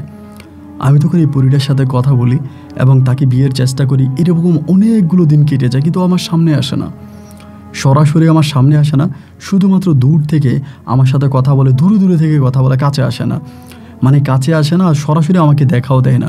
শুধুমাত্র ঘুমাইলে স্বপ্নে এসে মাঝে মাঝে ওর চেহারাটা আমাকে দেখায়, আমি স্বপ্নের মাধ্যমে ওর চেহারাটা দেখতে পাই। এত মায়াবী, এত সুন্দর চেহারা, যা বলার মতো না। এরকম করতে একটা পর্যায়ে আমি পরীর জন্য পুরোপুরি পাগল হয়ে যাই, ওর প্রেমে পুরো মাতোয়ারা হয়ে যাই। ওকে বিয়ে করার জন্য আমি তখন সম্পূর্ণভাবে পাগল হয়ে যেতে থাকি, এবং একটা পর্যায়ে আমি ওর সাথে তখন এই রামু কবিরাজের বিষয় নিয়ে কথা বলি। এই পরীটার নাম ছিল প্রিশা। প্রিশা ছিল ওর নাম, এবং ও থাকতো হচ্ছে সৌদি আরবে। ওর মূল ঠিকানা সৌদি আরবে, সে ওখানে থাকে এবং মাঝে মাঝে বাংলাদেশ থেকে আসে, ইন্ডিয়াতে আসে, বিভিন্ন জায়গায় আসে, ঘোরার জন্য আসে, কিন্তু ওর জন্মস্থান বা ওর ঠিকানা হচ্ছে সৌদি আরব। তো প্রিশা তখন আমাকে বলে যে আমি যে কবিরাজের কাছে কবিরাজি শিখেছি রামু কবিরাজ, এই রামু কবিরাজ হচ্ছে একটা ভণ্ড কবিরাজ। শুধু ভণ্ড কবিরাজ না, তিনি অনেকটা মানে নারী লোভী কবিরাজ। তিনি অনেক নারীকে বাচ্চা দেওয়ার নামে বিভিন্ন নারীদের সাথে উনি শারীরিক সম্পর্ক করত এবং পরীদেরকে মানে ওই এক একটা পরীকে নারীদের মাঝে আনতো, মানে বিভিন্ন নারীদের মাঝে আনতো, এনে ওই নারীগুলোর সাথে তিনি অবৈধ সম্পর্ক করত। এই জন্য প্রায় 900 পরীকে উনি একটা ঘরের ভিতরে বন্দি করে রাখে। শুধু তাই নয়, গভীর রাতে তিনি ওই পরীদের কাছে যায় এবং পরীদের কাছে যাওয়ার পরে সেই পরীদের সাথে উনি রং তামাশা করে, পরীদের সাথে রং তামাশা করে, পরীদের সাথে নাচে গায় এবং ওই পরীদের সাথে উনি অবৈধ সম্পর্ক করে। উনি খুবই খারাপ একটা মানুষ। আমি যদি এই পরীগুলোকে মুক্তি করতে পারি, এই বন্দি দশা থেকে পরীগুলোকে মুক্ত করে দিতে পারি, তবেই এই প্রিশা আমাকে বিয়ে করবে, আমার কাছে আসবে, তবে এই ভালো কাজটা করার পরে। আমি তখন প্রিশারে বললাম যে তুমি যে আমাকে এটা বলতেছো, আমি এটা কিভাবে করব। আমার তো ওই ঘরের পাশে যাওয়াই নিষেধ, আমি তো ওই ঘরের আশেপাশে যেতে পারবো না, আর ওখানে আমি কিভাবে কি করব। আর দাদা তো বলেই দিস আমি ওখানে গেলে আমার বড় ধরনের ক্ষতি হবে। উনি কতটা অলৌকিক ক্ষমতার মানুষ আমার চোখের দিকে তাকিয়ে বুঝে গেছে যে আমি ওনার ওই মহলের আশেপাশে গিয়েছি। তখন প্রিশা আমাকে বলে যে একটা বয়স্ক বৃদ্ধ লোক এতগুলো পরীর জীবন নিয়ে খেলা করতেছে, এতগুলো সহজ সরল মেয়ের জীবন নষ্ট করলো, এর কোনো প্রতিবাদ তুমি করবা না? তুমি যদি সত্যি ভালো মানুষ হয়ে থাকো তাহলে তুমি এই কাজটা করো, এবং এই কাজটা করলে পরেই আমি তোমাকে সব কিছু থেকে আমি তোমার সরাসরি তোমার সামনে আসবো, তোমার সাথে সংসার করবো এবং তোমার সাথে থাকবো। তো আমি বললাম যে না, আমি চেষ্টা করবো, আমাকে যেরকম করে বলে ওরকম করে আমি ওর কথায় রাজি হই। রাজি হয়ে আমি আমার জায়গায় দাঁড়িয়ে আমার জায়গায় থেকে আমি তখন চেষ্টা করি কীভাবে কী করা যায়, কীভাবে কী করা যায়। ও আমাকে ঠিক যেভাবে শিখিয়ে দেয় আমি সেভাবেই কাজ করি, কিন্তু আমার কাজে আমি কোনো সাকসেস হতে পারি না। এভাবে কিছুদিন পরে হঠাৎ করে আমাকে একটা দিন বলে, তখন অমাবস্যার একটা রাতের আমাকে একটা ডেট বলে যে অমাবস্যায় রাতের বেলায় উনি যখন পরীদের সাথে দেখা করার জন্য যাবে। আমি আবারও বলি, অমাবস্যা রাতের বেলায় উনি যখন ওই ঘরের ভিতরে পরীদের সাথে দেখা করার জন্য যাবে, তখন ওনার হাতে একটা লাঠি থাকবে। যে করেই হোক ওনার হাত থেকে ওই লাঠিটা নিয়ে আসতে হবে, এবং লাঠিটা নিয়ে এসে যদি লাঠিটাকে পুড়িয়ে দেওয়া যায়, মানে লাঠিটাকে যদি আগুনে পুড়িয়ে দেওয়া যায়, তাহলে রামু কবিরাজের কবল থেকে 900 পরী মুক্তি হয়ে যাবে। এই কথাটা আমাকে প্রিশা জামামের যে পরীটা আছে ওই পরীটা আমাকে বলে, এবং প্রিশার কথা শুনে আমি তখন বললাম যে এটা করলেই কি পরীগুলো মুক্ত হয়ে যাবে? উনি বলে হ্যাঁ, এটা করলেই পরীগুলো মুক্ত হয়ে যাবে, আর তুমি যদি এই কাজটা করতে পারো তাহলেই আমি তোমার সাথে দেখা করব, তোমার সামনে আসব, তোমার সাথে সংসার করব, এবং এই ভালো কাজের উসিলায়, এই ভালো কাজের জন্য আমি সারা জীবন তোমার সাথে থাকব। যদিও আমি মানব জাতিকে ঘৃণা করি, মানব জাতির কাছে যেতে চাই না, মানব জাতির স্পর্শ পেতে চাই না, তারপরও তোমার ওই ভালো কাজের উপহার স্বরূপ আমি সারা জীবন তোমার সাথে থাকবো, তুমি এই কাজটা করো। প্রিশা যখন আমাকে এরকম করে বলল, আমি তখন পরিকল্পনা করলাম যে হ্যাঁ, আমি এটাই করব, যেভাবেই হোক, যে করেই হোক, আমি এই তন্ত্র মন্ত্র হাত থেকে, রামু কবিরাজের হাত থেকে আমি যে করে হোক 900 পরীকে মুক্ত করব। এবার আমি পাত পেতে বসে আছি অমাবস্যা রাতের বেলায়। উনি তখন আস্তে আস্তে করে, রাত্র তখন প্রায় আনুমানিক 1:30 থেকে 2টার মধ্যে বাজে, চারদিকে ঘুটঘুটে অন্ধকার, এবং অন্ধকার ওই রাতের বেলায় রামু কবিরাজ তখন ঘর থেকে বেরোইছে হারিকেন হাতে। উনি কিন্তু সবসময় হাতে ওনার ওই লাঠিটা থাকে, এবং ওই লাঠির ভিতরে বিভিন্ন ধরনের আপনার আরবি লেখা, লাঠিটার মধ্যে বিভিন্ন আরবি লেখা, হিন্দি লেখা, এবং এগুলো খোদাই করে লেখা। মানে আমার কাছে মনে হয় যে উনি এগুলো লেখে নাই, এবং কোনো মানুষের পক্ষেও এরকম কাঠের একটা লাঠির মধ্যে এই ধরনের লেখাগুলো লেখা সম্ভব না। এগুলো কোনো জিন পরিতে লেখা, এরকমটা আমার কাছে মনে হয়। এবং মনে হওয়ার পরে আমি সেই জায়গাটার মধ্যে তখন দাঁড়িয়ে আছি যে ঠিক আছে, আজকে ওনার হাত থেকে আমি এটা নিয়ে যাব, এবং প্রিশা আমাকে যেভাবে শিখিয়ে দিয়েছে আমি ঠিক সেভাবেই কাজ করব। একটা পর্যায়ে আমি দেখলাম যে রামু কবিরাজ লাঠিটা হাতে এবং লাঠিটা ঘুরাতে ঘুরাতে আমার কাছাকাছি মোটামুটি আমার কাছাকাছি চলে আসছে। তখন একেবারে গুটগুটে অন্ধকার, অবশ্যই রাতের বেলায় চারদিকে একদম অন্ধকার। আমার কাছাকাছি আসার পর আমি বললাম যে দাদা কই যান? উনি তো আমাকে দেখে একটু অবাক হয়ে গেল যে কী ব্যাপার। আমারে বলে শাহজাহান এত রাতের বেলায় তুই এখানে? আমি বললাম যে দাদা যাচ্ছেন কোথায়? পরে বলে তুই তো জানিসই এই জায়গা দিয়ে রাতের বেলায় আমি কোথায় যাই। আমি বললাম তা তো জানি, এই রাতের বেলায় আপনি কই যান? আপনি পরীদের সাথে রং তামাশা করার জন্য যান। আপনার ওই ঘরের ভিতরে 900 পরীকে বন্দি করে রাখছেন, আর ওই 900 পরীর সাথে শারীরিক সম্পর্ক করতে আপনি যাচ্ছেন। উনি তখন একটা হাসি দিয়ে আমাকে বলে, এরকম চিন্তা ভাবনা তোর মাথায় কেন আসলো? এরকম কথা তুই কেন বলতেছিস? আমি কোনো পরীর সাথে খারাপ কাজ করার জন্য যাই না, আমি এখানে থাকা পরীগুলোকে বুঝানোর জন্য যাই, ওদেরকে ভালোর পথে আনার জন্য চাই, এবং ওদের কাছে গিয়ে আমি দিনের আলো পৌঁছানোর চেষ্টা করি, ওরা যাতে মুসলিম হয়, ভালো পথে আসে এবং মানুষের ক্ষতি না করে। আমি আখেরাত পরকাল সম্বন্ধে ওদেরকে বুঝাই। আমি তখন বললাম ও আখেরাত আর পরকাল সম্বন্ধে বোঝানোর জন্য আপনাকে গভীর রাত ওখানে যেতে হবে? হাতের মধ্যে এটা কি? উনি আমাকে বলে হাতের মধ্যে এটা কি, মানে তুই এরকম করে কথা বলতেছিস কেন?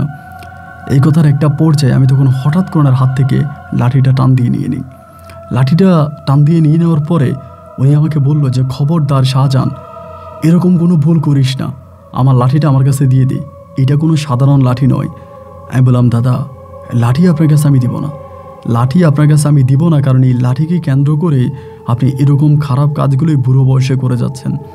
এই বুড়ো বয়সে আপনি হাজারো মেয়ের জীবন নষ্ট করছেন, শত শত মেয়েকে সন্তান দেওয়ার নাম করে, শত শত নারীকে সন্তান দেওয়ার নাম করে আপনি শারীরিক সম্পর্ক করেছেন, এবং শেষ পর্যন্ত আপনি 900 পরীর সাথে আপনার অবৈধ সম্পর্ক করেন। এগুলোর সাথে আপনি বুড়ো বয়সে রং তামাশা করেন, আর আপনার সবই হচ্ছে হাতের ওই লাঠি। ওই তখন আমাকে বলে শাহজাহান এই লাঠিতে হাত দিস নিয়ে লাঠিকে অপবিত্র করিস না, এইটা আমার ভালো লাঠি, এটা দেখ, এটা এরকম করিস না। তো এমন করতে করতে উনি আমার কাছাকাছি আসার জন্য চেষ্টা করে, এবং কাছাকাছি আসার জন্য চেষ্টা করলে পরে আমি তখন ওই জায়গা থেকে দৌড় দিই। তো দৌড় দিলে পরে উনি একটা চিৎকার দেয়, পিছন থেকে চিৎকার দিয়ে বলতেছে শাহজাহান শাহজাহান শাহজাহান আমার কথা শোন, কথা শোন, কথা শোন। কোনো কথাই শুনলাম না। তো আমি যাওয়ার সময় আবার সাথে করে ম্যাচের বাতি বা আগুন ধরানোর জন্য এগুলো নিয়ে গেছি। তো আমি যখন এগুলো নিয়ে যাচ্ছিলাম, হঠাৎ করে মিডিল বরাবর যাওয়ার পরে আমার কাছে মনে হলো যে আমি এর সামনের দিকে যেতে পারছি না। মানে লাঠিটা এতটা ভার হয়ে গেল, এতটা ওজন হয়ে গেল যে এত ওজনই একটা লাঠি আমি বহন করতে পারতেছি না। মানে প্রচণ্ড ওজন হয়ে গেছে, মানে এত যে ওজন, মানে এত বেশি ওজন হয়ে গেছে লাঠিটা, এটা যে আমি কাঁধে ভর করে আসছি মনে হয় যেন মানে আমার কাঁধ ভেঙে যাচ্ছে। প্রথমে হাতে নিলাম, হাতে করে পারতেছি না বলে কাঁধে নিলাম, বাট আমার কাছে মনে হচ্ছে যে আমার কাঁধটা ভেঙে পড়ে যাচ্ছে। এরপরেও আমি লাঠিটাকে নিয়ে দৌড়তে দৌড়তে আমার কাঙ্ক্ষিত জায়গায় নিয়ে গেলাম, এবং ওই জায়গাগুলো নিয়েই আমি তখন লাঠির মধ্যে আগুন লাগিয়ে দিলাম। লাঠির মধ্যে আগুন লাগিয়ে দিলাম, সাথে আমি কেরোসিন তেলও নিয়ে গেছি। যাওয়ার সময় কেরোসিন তেল মেসেজ করে আমি তখন লাঠির মধ্যে আগুনটা লাগিয়ে দিই। শুধু লাঠির মধ্যে আগুন জ্বালিয়ে দিয়েছি এটুকুই আমার মনে আছে, এরপরে আর কোনো কিছু আমার মনে নাই। লাঠির মধ্যে আগুনটা লাগিয়ে দেওয়ার সাথে সাথে আমার কাছে মনে হলো আসমান থেকে বিশাল কোনো একটা পাথর এসে আমার মাথার মধ্যে পড়ছে। আসমান থেকে বিশাল কোনো পাথর এসে আমার মাথার মধ্যে পড়ছে, এবং এইটা মাথার মধ্যে পড়া মাত্র আমার মনে হয় আমি জ্ঞান হারিয়ে ফেলি, মানে আমি অজ্ঞান হয়ে যাই। এরপরে কোনো স্মৃতি আর আমার কোনো কিছুই মনে নেই। এরপরে কী হয়েছে না হয়েছে তারা অনেক পরে আমার যখন স্মৃতিশক্তি আসে, আমার যখন জ্ঞান আসে, আমি যখন দেখতে পাই আমার বাড়ির মাঝে আমার মা বসে আছে, আমাদের গ্রামের আরও কয়েকজন মহিলা বসে আছে, আমার ছোটো ভাই ছোটো বোন আমার পাশে বসে আছে। তাই মারে বললাম যে মা কী হয়েছে? মা কান্না করতেছে, প্রচণ্ড রকমের কান্না করতেছে, এবং আমি দেখলাম যে পাশের বাড়িতে মানে রামু কবিরাজের বাড়িতে প্রচণ্ড রকমের চিৎকারের শব্দ শোনা যাচ্ছে, কান্নাকাটির শব্দ শোনা যাচ্ছে। আমি তখন মারে বললাম যে মা রামু কবিরাজের বাড়িতে এরকম কান্নার শব্দ শোনা যাচ্ছে, ঘটনা কি? আমার আম্মা বলে তুই আমারে বল তোর ঘটনা কি? আমি বললাম যে আমার ঘটনা কি, মানে আমি তো জানি না। মা আমারে বলে রামু কবিরাজ মারা গেছে, তুই জানিস? আমি বললাম রামু কবিরাজ মারা গেছে? এটা তুমি কেমন কথা বলতেছ? রামু কবিরাজ মারা গেছে? আমার আম্মা বলে শুধু রামু কবিরাজ মারাই যায়নি, রামু কবিরাজ মারা গেল, এবং রামু কবিরাজে বনের ভিতরে যে প্রাসাদটা ছিল, যেখানে উনি বিভিন্ন ধরনের কবিরাজি কাজ করত, ওই ঘরটার মধ্যে কে যেন আগুন লাগিয়ে দেয়, ওনার পুরো ঘরটা পুড়ে ছাই হয়ে যায়। আমি তখন বললাম যে এটা কেমন কথা বলতেছ? উনি ওই ঘরের মধ্যে আগুন কে লাগাবে? আমার আম্মা বলে তাহলে তুই আমাকে বল, তুই বাড়ি থেকে এত দূরের একটা জায়গার মধ্যে গিয়ে অজ্ঞান হয়ে পড়েছিলি কেন? আমি তখন আর মাকে সত্যিটা বলি না, কারণ যেহেতু রামু কবিরাজ মারা গেছে, আমার আম্মাকে সত্যিটা বললে হয়তো আমার জন্য বিপদ নেমে আসতে পারে। যার কারণে আমি মায়ের কাছে সত্যিটা বললাম না, না বলে আমি বললাম, মা আমি তো আসলে মানে ওই জায়গা থেকে হাঁটতে গেছিলাম, তো ওখানে যাওয়ার পর আমার মাথাটা ঘুরে আমি অজ্ঞান হয়ে গেছি। আমার আম্মা তখন বলে, তোর রামু দাদা মারা গেছে, উঠ। তো এই সারাটা দিন কিন্তু আমি মানে আমার নাকি জ্ঞান আসতো আবার অজ্ঞান হয়ে যেতাম, জ্ঞান আসতো আবার অজ্ঞান হয়ে যেতাম, বাট ওই স্মৃতিগুলো আমার মনে নেই। শুধু আমার যে পরিপূর্ণভাবে যখন আমার মেমোরি ফিরে আসছে, স্মৃতি ফিরে আসছে, আমার ওইটুকুই মনে আছে। আমার মা তখন আমাকে বললো, উঠে হাত মুখ ধুয়ে রামু কবিরাজকে দেখতে আয়। এবং সবাই বলতেছে উনি নাকি খুব কালো হয়ে গেছে, একদম মানে কৃষ্ণবরণ হয়ে গেছে, একদম কালো হয়ে গেছে। একটা মানুষ পুড়ে গেলে যেরকম কালো হয়ে যায়, তার চেহারা এরকম সম্পূর্ণভাবে কালো বর্ণের হয়ে গেছে। আমি তখন আস্তে আস্তে করে রামু কবিরাজকে দেখার জন্য ওনার বাড়িতে গেলাম। উঠানের মধ্যে ওনাকে শোয়ে রাখছে সাদা কাপড় পরা অবস্থায়। তো ওনার মানে আত্মীয় স্বজনরা অনেকেই আছে, ওনার মেয়েরা আছে, ছেলেরা আছে।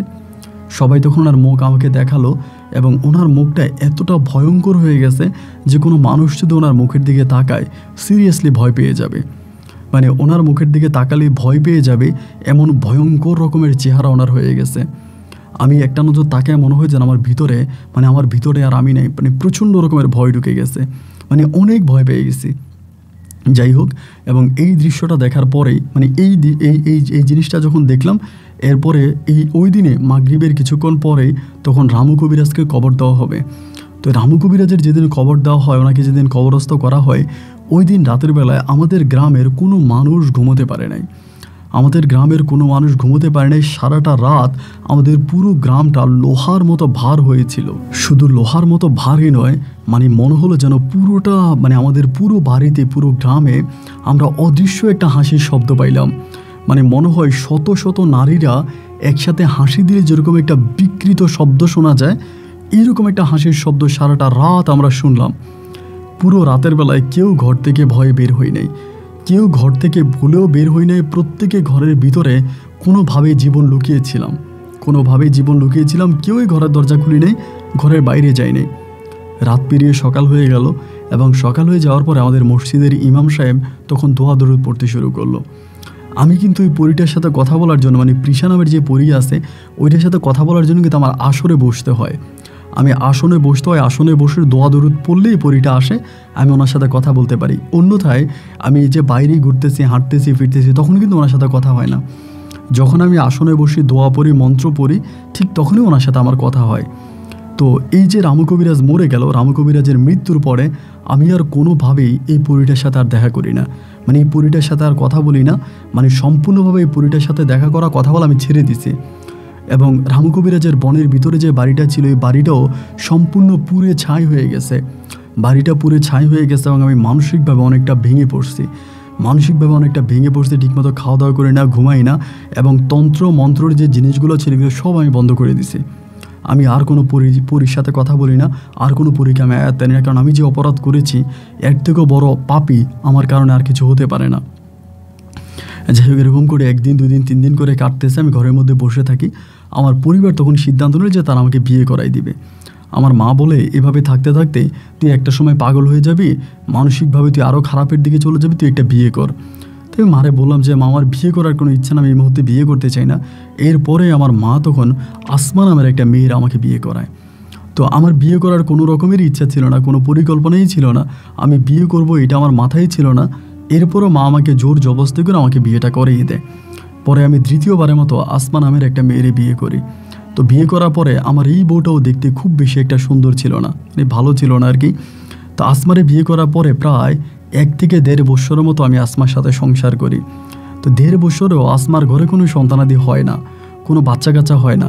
এখন বাচ্চা কাচ্চা না হওয়ার পরে আমার মা তখন খুব বিপাকে পড়ে যায়, খুব টেনশনে পড়ে যায় যে এতগুলো বছর হয়ে গেল, বিয়ে করলাম, কোনো সন্তানাদি হয় না, আর সন্তান না হওয়ার কারণও কি।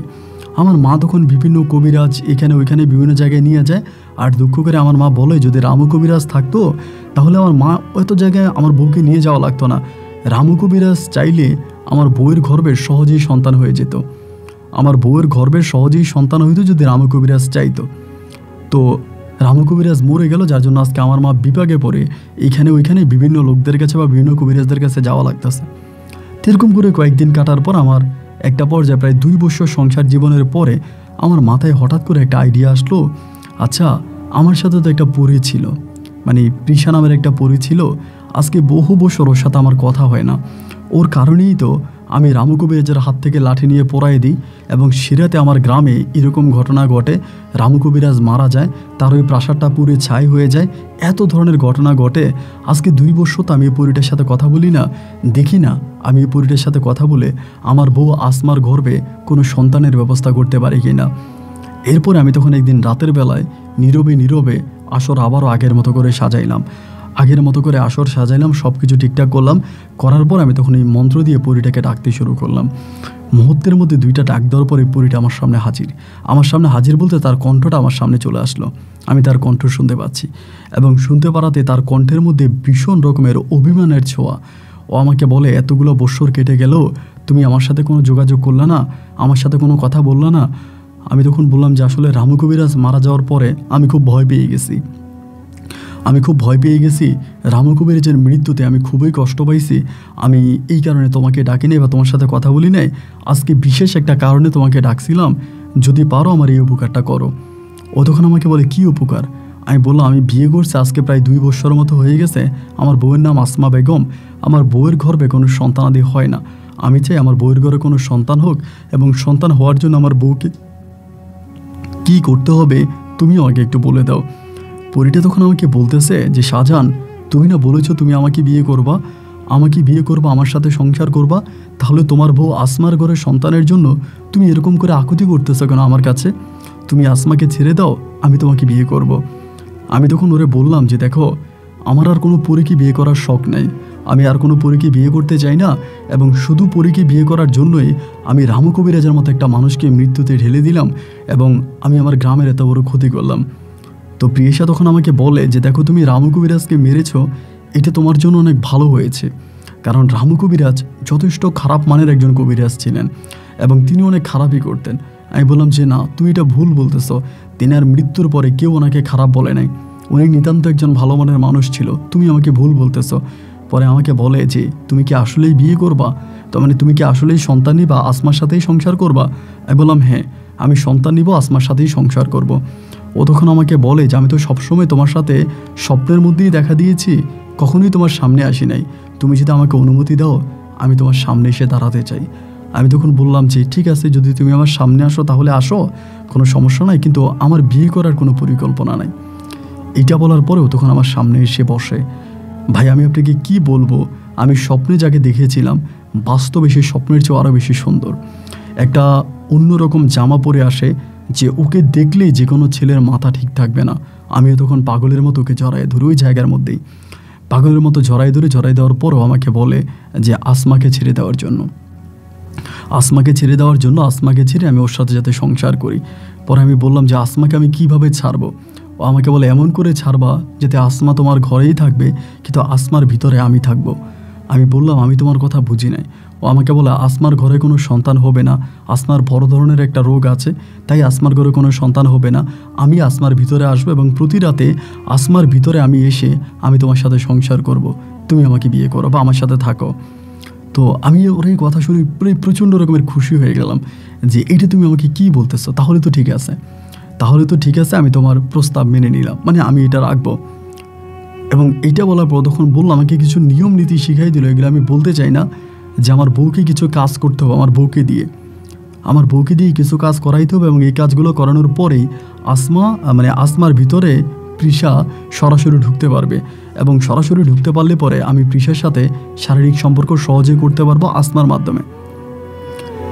তো যে কাজগুলো পৃষা আমাকে আসমাকে দিয়ে করাইতে বলে, এগুলো খুবই নোংরা কাজ, এগুলো আমি এখানে বলতে চাই না। আমি এই নোংরা কাজগুলো আমার বউকে দিয়ে করাই, আসমাকে দিয়ে করাই, আর আসমা এগুলো করতে চায় না।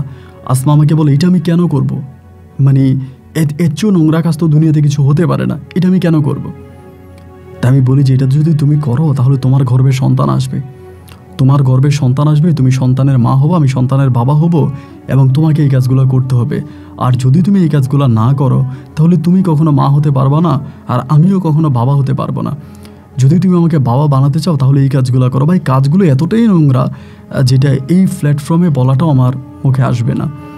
তো এই ধরনের নোংরা কাজগুলো আমি ওকে করাই। প্রতিটা কাজ করার সময় চিৎকার করে করে কাঁদে যে এইটা কি করলাম, এইটা কেন করলাম, ওইটা কেন করলাম, এরকম করে ও কান্নাকাটি করতে থাকে।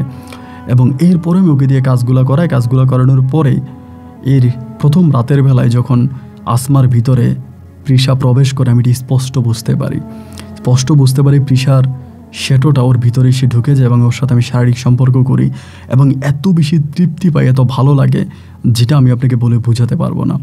এরপরে প্রতিনিয়তই আমার বউ আসমার সাথে আমার শারীরিক সম্পর্ক হতো, কিন্তু সেখানে আমি সম্পূর্ণ পৃষাকে দেখতে পেতাম। আমার বউয়ের কোনো শরীরের গন্ধ আমি পেতাম না, আমার বউয়ের কোনো চেহারাও আমি দেখতাম না, আমি সম্পূর্ণ পৃষাকে দেখতে পেতাম। এভাবে দিনের পর দিন আর রাতের পর রাত আমি কাটাচ্ছিলাম। আমার খাওয়া দাওয়ার কোনো কিছুর কোনো টেনশন নাই, আমি সম্পূর্ণ রকমের সব কিছু পাচ্ছি। আমাদের ঘরের খাবার, ফল, ফ্রুট যা লাগে, আমাদের পরিবারের যা লাগে সমস্ত কিছুই পৃষা ব্যবস্থা করে দেয়। আমি সারাটা দিন ঘুমাই, মানে একদম সকাল থেকে রাত সন্ধ্যা পর্যন্ত ঘুমাই, সন্ধ্যার পরে একটু হাঁটাহাঁটি করে এবং সারা রাত আমি পৃষার সাথে বিভিন্ন ধরনের সম্পর্কে জড়িত থাকি। এরকম করে 3 থেকে 4 মাসের মতো কেটে গেল। 3-4 মাস কেটে যাওয়ার পরে আসমার যে বাবা মা আছে তারা সিদ্ধান্ত নিল যে আসমাকে বিভিন্ন তাবিজ পরাবে। তারা বুঝতেছে যে আসমার সাথে খারাপ কোনো কিছু আছে বা খারাপ কোনো কিছু আসমাকে আসর করছে, এজন্য তারা আসমাকে তাবিজ পরাতে চায়। তারা যদি আসমাকে তাবিজ পরায়, আমি সাথে সাথে ওই তাবিজ আসমার শরীর থেকে খুলে ফেলি। তারা তাবিজ পরিয়ে দেয়, আমি তাবিজ খুলে ফেলি। আমি কোনো তাবিজ আসমার শরীরে রাখি না, যাতে পৃষা সহজে আসমার ভিতরে ঢুকতে পারে। এরকম করতে আমি যখন একদিন শারীরিক সম্পর্ক করতেছি পৃষার সাথেই, এমন ভিতরে বারবার মানে আসমার উপরে চলে আসে, মানে পৃষা বারবার সরে যাচ্ছে, আসমার উপরে চলে আসছে। তখন আমার মাথা খুব গরম হয়েছিল, মাথা ঠিক ছিল না। এবং ঠিক না থাকার পরে এই পৃষা তখন আমার বললো যাও, মানে গলা টিপে ধরার জন্য। আমি ইচ্ছে করে করিনি, আমার আল্লাহ সাক্ষী, আমারে বলে গলা টিপে ধর। আমি তখন আসমার গলা টিপে ধরি, মানে পৃষা যা বলে আমি তাই করি। মানে আসমা প্রচণ্ড রকমের সমস্যা করতেছে, ঝামেলা করতেছে। আসমার কারণে আমি পৃষাকে সহজে পাচ্ছি না, এই জন্য আমি আসমার গলা চিপে ধরি। এবং গলা চিপে ধরলে মুহূর্তের মধ্যে আসমা তখন ওখানে মৃত্যুবরণ করে। আসমা মৃত্যুবরণ করার পরে পৃষা তখন বলে ফেলে যে আসমা মারা গেছে। তো আসমা মারা গেছে, এবং আমি আপনাকে কি বলবো, আসমা মারা যাওয়ার পরেও আমি এই পৃষাকে আসমার ভিতরে এনে আমি আসমার সাথে শারীরিক সম্পর্ক করি। আসলে বলার মতো কোনো ভাষা না, আমি এই ধরনের কাজগুলো করি। মুহূর্তের মধ্যে তখন আমার আম্মা খবরটা জেনে যায়, সবাই খবর জেনে যায় যে আসমা মারা গেছে। এবং একটা পর্যায়ে আসমার পরিবার তখন পুলিশ খবর দেয়। আসমার গলার ভিতরে, আসমার গলার মধ্যে আমার হাতের আঙ্গুলগুলো বসে থাকে। আমি যে ওকে গলা চিপে মেরে ফেলেছি এটা ওরা স্পষ্ট বুঝতে পারে। এবং আসমার ময়না তদন্ত যখন করা হয় তখনও বেরিয়ে আসে ওকে শ্বাসরোধ করে হত্যা করা হয়েছে। সেই মর্মে তখন আমাকে একটা মামলা দায়ের করা হয়, এবং সেই মামলায় আমি তখন জেলে চলে যাই। মামলার ভিতরে জেলে চলে যায়, এবং জেলে থাকা অবস্থায়ও আমার পৃষার সাথে দেখা হইতো। তখন আমার আর ওই আসর সাজানো লাগতো না, আসর করা লাগতো না, আমি এমনি ওকে দেখতে পেতাম। ও আমি যতদিন ধরে জেলখানার মধ্যে ছিলাম, বিশ্বাস করেন অনেকে আমাকে বলতো যে তুই কী দিয়ে খাইছিস? আমি বলতাম গরুর মাংস দিয়ে খাইছি, মুরগির মাংস দিয়ে খাইছি, আরবের খুরমা খেজুর খাইতেছি। আসলেই কিন্তু আমি এগুলো খাইতাম। অনেকেই বলতো, মানে দেখতো যে আমি খাবার খাচ্ছি, আমার বলে কী খাইতেছিস? আমি বললাম এই তো গরুর মাংস দিয়ে ভাত খাচ্ছি। তা বলে কই গরুর মাংস? আমি তো কিছুই দেখতে পাই না, কিন্তু আমি দেখতাম। তো পৃষা আমার সাথে বসে থাকতাম, আমার সাথে কথা বলতাম। অনেকে বলতো কার সাথে কথা বলিস? আমার বউয়ের সাথে কথা বলি।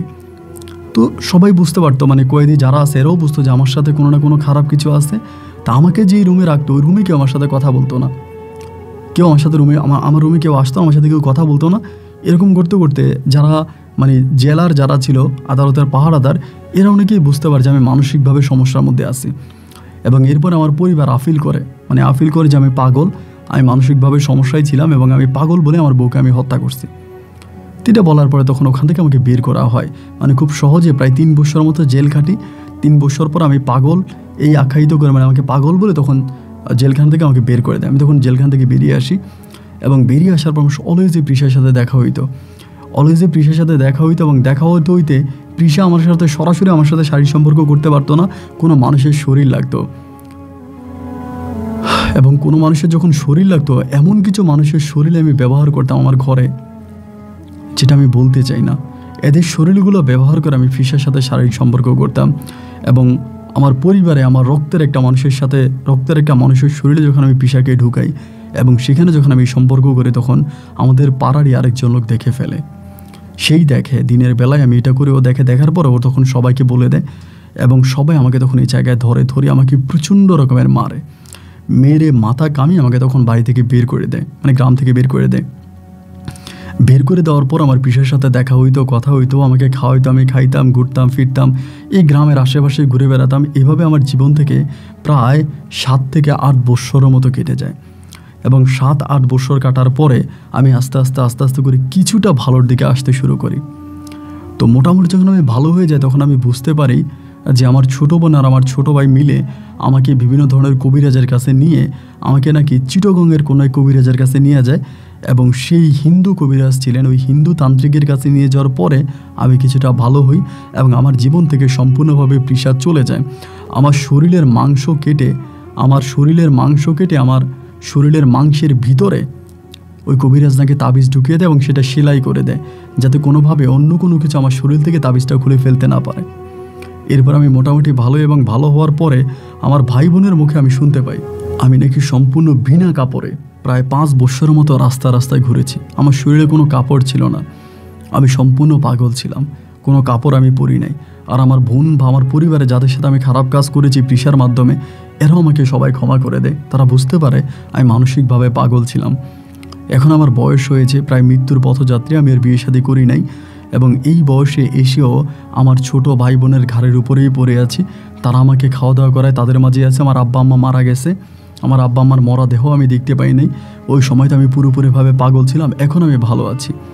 তো আমার ছোটো ভাইয়ের বউ আছে, আমার ছোটো বোন আমাদের গ্রামেই বিয়ে দিছি। আমার বোনের শ্বশুরবাড়ির লোকজন আছে, তারাও আমাকে অনেক আদর স্নেহ করে ভালোবাসে। আমার ছোটো ভাই আমাকে ভালোবাসে। তার ছোটো ভাইয়ের আমাকে একটা মোবাইল ফোন কিনে দেয়। আমার ছোটো ভাই বিদেশ যায়, বহু বছর বিদেশে থাকেও আমাকে একটা মোবাইল ফোন দেয়, এবং ওই মোবাইল ফোনটার মাধ্যমে আমি ইউটিউবে বিভিন্ন ভিডিও দেখতে আপনার গল্পগুলো পাই। তা আমি এগুলো শুনি, আমার ভালো লাগে। তা আমার ছোটো ভাইয়ের ছেলে শাকিলের মাধ্যমে আমি আপনাকে আমার এই জীবনের ঘটনাগুলো লিখে পাঠালাম। যদি পারেন আপনি আমার গল্পটা রেকর্ড করবেন। আপনার জন্য দোয়া রইল, আপনি আমার জন্য দোয়া করবেন। এবং আমি আমার গল্পের মাধ্যমে সতর্ক করতে চাই, যুবক বয়সে কোনো পুরুষ, কোনো ছেলে যাতে পরীর মতো খারাপ কোনো জিনিসের ফাঁদে না দেয়। এবং এই সমাজে অনেকেই আছে যারা পরীকে বর্ষে আনতে চায়, পরীকে বর্ষে আনার জন্য বিভিন্ন ধরনের তান্ত্রিকী কাজ করা, যেন এইসব থেকে ফিরে আসে আমার এই করুণ জীবনের গল্পটা শুনে। যার জন্য আমার গল্পটা আপনি রেকর্ড করবেন। ভালো থাকবেন। আসসালামু আলাইকুম।